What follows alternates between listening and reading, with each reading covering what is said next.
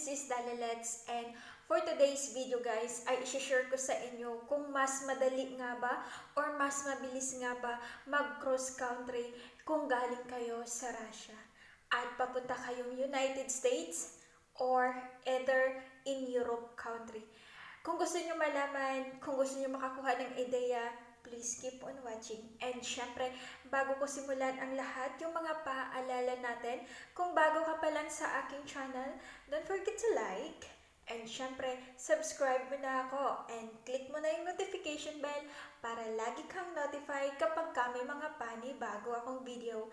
Stay tuned! Simulan ko na. So, sa pagpunta ng Russia, napakabilis talaga.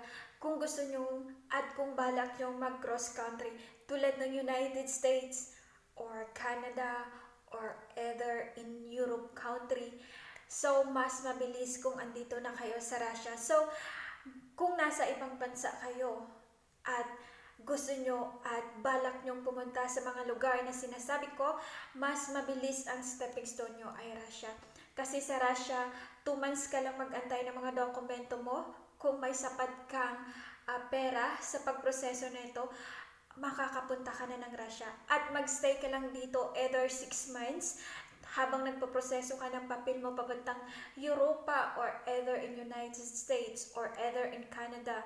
Napakabilis lang, 6 months lang makaka-cross ka na sa gusto mong bansang pupuntahan. Kahit commercial visa lang yung visa mo dito ay makakakuha ka ng Schengen visa. Yung Schengen visa, ito yung visa ng Europa.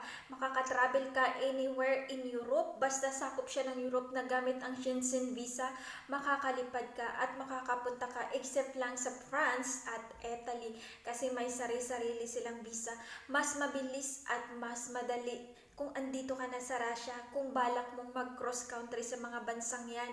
Ang kinaibahan lang naman kung pupunta ka ng Europe ay magstay ka lang ng 3 years doon, maging citizen ka, at yun ang kinaibahan kaysa dito. Kaya yung ibang Pilipina, ginagawa nilang stepping stone yung Russia para lang makapunta sa Europa kasi mas mabilis lang talaga.